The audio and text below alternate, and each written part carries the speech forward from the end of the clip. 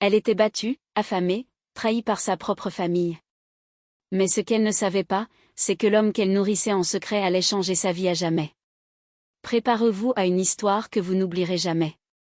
Dans le quartier animé de Bépanda, à Douala, le soleil cognait fort sur les ruelles poussiéreuses. Au milieu du bruit des motos et des cris des marchands ambulants, Naya, une jeune fille de 16 ans, portait sur sa tête une lourde bassine remplie de beignets chauds et de bouillon de poisson fumant. Ses pieds étaient nus, et son visage affichait une fatigue que seuls les enfants forcés à grandir trop vite connaissent.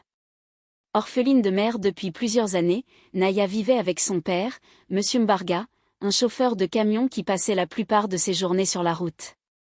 À la maison, régnait sa belle-mère, Solange, une femme sévère au regard dur, et sa demi-sœur, Diane, une adolescente prétentieuse qui ne manquait jamais une occasion de rabaisser Naya devant leurs voisins et amis. Depuis qu'elle avait été forcée d'abandonner l'école, Naya avait perdu ses rares amis et était devenue la cible des moqueries. Elle se souvenait encore de son dernier jour de classe, quand Diane, avec un sourire cruel, avait éclaté de rire en lui lançant « Tu crois encore que tu peux aller à l'école ? Ici, tu vends des beignets, c'est ton destin. » Malgré tout, Naya gardait un espoir secret au fond du cœur, un rêve d'étudier un jour la médecine pour soigner les malades de son quartier. Un après-midi, alors que les nuages annonçaient une pluie imminente, Naya terminait sa journée de vente. La bassine vide, elle se hâta vers la maison, pressée de se mettre à l'abri. Mais soudain, deux jeunes hommes sortirent de l'ombre d'une ruelle. Ils commencèrent à la suivre, leurs regards lourds d'intentions sinistres. « Et, toi ? Donne-nous tout ce que tu as !» grogna l'un d'eux. Naya, paniquée, serra la bassine contre elle, prête à fuir, mais ses jambes tremblaient. Alors que les voyous s'approchaient, un bruit de roues grinçantes retentit. Un homme en fauteuil roulant, un bâton dans la main, surgit de la rue perpendiculaire. C'était oncle Jules, un vieil homme qui vivait dans une petite cour, que beaucoup considéraient comme un mendiant.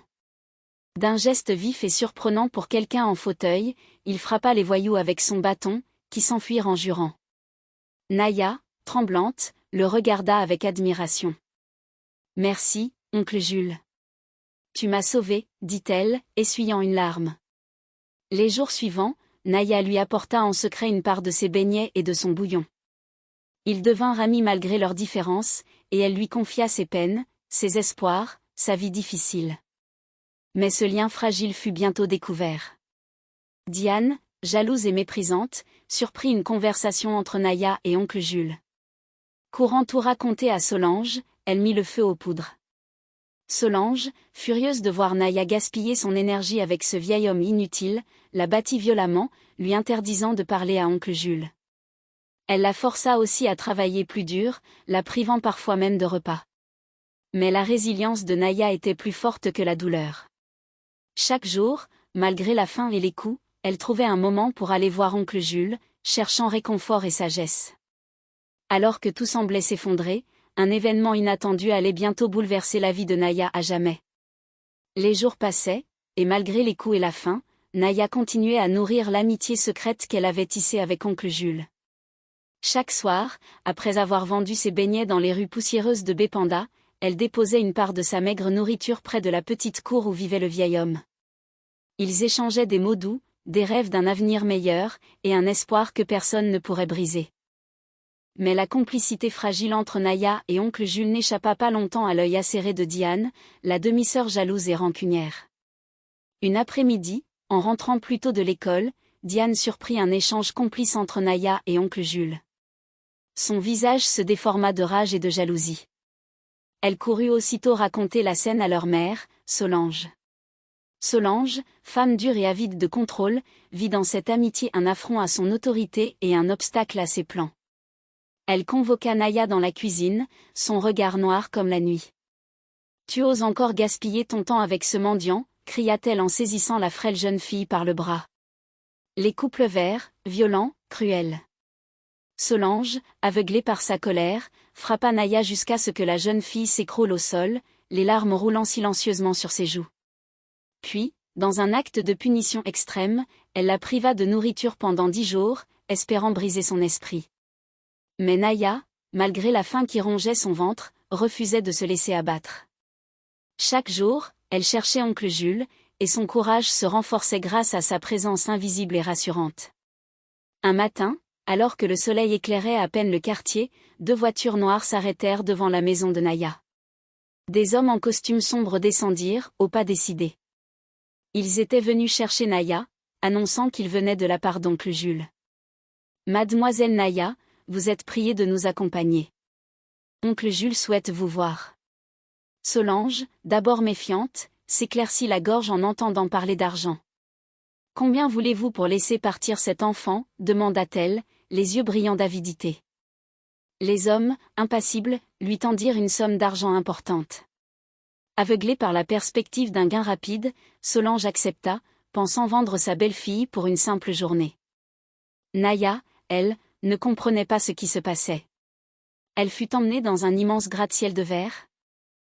À l'autre bout de la ville, un lieu qu'elle n'avait jamais imaginé voir de sa vie. Dans un bureau luxueux, oncle Jules apparut. Mais ce n'était pas le vieil homme mendiant qu'elle connaissait. C'était un homme élégant, vêtu d'un costume impeccable, son fauteuil roulant tranchant avec son aura de puissance. « Naya, mon enfant. » commença-t-il d'une voix douce mais ferme. « Je ne suis pas ce que tu pensais. J'ai vécu dans la pauvreté, oui, mais j'ai bâti un empire que je dirige aujourd'hui.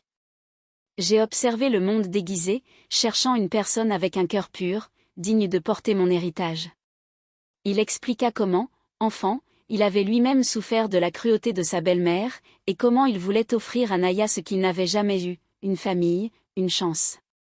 Mais l'histoire ne s'arrêta pas là. Lors d'une réunion secrète, oncle Jules montra des enregistrements vidéo où Solange révélait son vrai visage, elle mentait à Monsieur Mbarga, manipulait sa famille, et maltraitait Naya. Monsieur Mbarga, le père, qui travaillait comme comptable pour l'entreprise d'oncle Jules, fut bouleversé d'apprendre la vérité. Il décida de rompre avec Solange, quittant la maison familiale pour protéger sa fille. Naya, elle, se tenait devant oncle Jules, bouleversée mais pleine d'espoir. Elle venait de passer d'une vie de douleur et de privation à une promesse d'avenir radieux. Pourtant, une ombre planait, que ferait Diane? Et Solange, quand elle comprendrait qu'elle avait perdu tout contrôle? La vie de Naya venait de basculer. Le vent du changement soufflait fort sur la vie de Naya. Désormais protégée par oncle Jules, elle vivait dans un tout autre monde, un monde de luxe et de possibilités. Mais au fond d'elle, une partie restait encore dans cette maison sombre où elle avait tant souffert. Avant de tourner définitivement la page, elle devait affronter son passé. Naya décida donc de retourner une dernière fois à Bépanda. Ce retour ne fut pas facile. Diane, apprenant la nouvelle de l'ascension de sa demi-sœur, la regardait avec haine et envie. Solange, rongée par le regret et la peur de perdre tout pouvoir, tentait encore de manipuler la famille pour garder un semblant de contrôle. Lorsqu'elle franchit le seuil de la maison familiale, Naya fit preuve d'une grandeur d'âme surprenante. Plutôt que de chercher à punir Solange ou Diane, elle leur offrit une main tendue. Elle proposa d'aider Solange, de la sortir de sa spirale destructrice, et de trouver un moyen d'apaiser la famille. Mais le destin avait d'autres plans. Peu après, Solange fut victime d'un grave accident vasculaire cérébral, une conséquence du stress et des remords qui la rongeaient depuis trop longtemps. Dans son lit d'hôpital, elle regardait, impuissante, sa fille Zara, sa propre fille, vendre désormais de la nourriture dans la rue, un reflet cruel de ce qu'avait été la vie de Naya. Cette image, lourde de sens, fut un électrochoc pour la famille. Monsieur Mbarga, redevenu un père aimant et protecteur, jura de reconstruire ce qu'il avait laissé tomber, de réparer les liens brisés. Pendant ce temps, Naya, forte et déterminée, prenait les rênes de l'entreprise d'oncle Jules. Malgré son jeune âge et son passé difficile, elle impressionnait tous ceux qui la rencontraient par son intelligence, son humilité et son courage.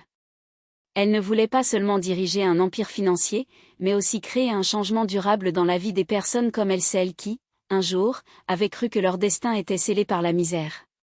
Naya lança plusieurs programmes de formation pour les jeunes filles des quartiers populaires, leur offrant une éducation, un refuge et surtout une raison d'espérer.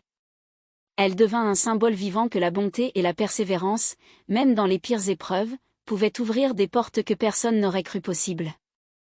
Mais la route fut loin d'être un long fleuve tranquille. Diane, amère et frustrée, tenta plusieurs fois de saboter les efforts de Naya, passant par des mensonges et des manipulations. Chaque tentative fut déjouée grâce à la vigilance d'oncle Jules et à la sagesse grandissante de Naya. Un soir, lors d'un grand gala organisé par l'entreprise, Diane fit une dernière tentative désespérée pour discréditer Naya en dévoilant de fausses accusations de malversation financière. Le scandale menaçait d'éclater. Mais Naya, calme et sereine, présenta des preuves irréfutables de sa transparence et de son intégrité. Elle fit aussi venir des témoins qui révélèrent les actes coupables de Diane. Le public, ému par la vérité et par la dignité de Naya, se rangea derrière elle. Diane fut contrainte de s'effacer, déshonorée. Au milieu de la foule, oncle Jules souriait. Il savait que la succession de son empire était entre de bonnes mains. L'histoire de Naya n'était plus celle d'une jeune fille maltraitée et oubliée.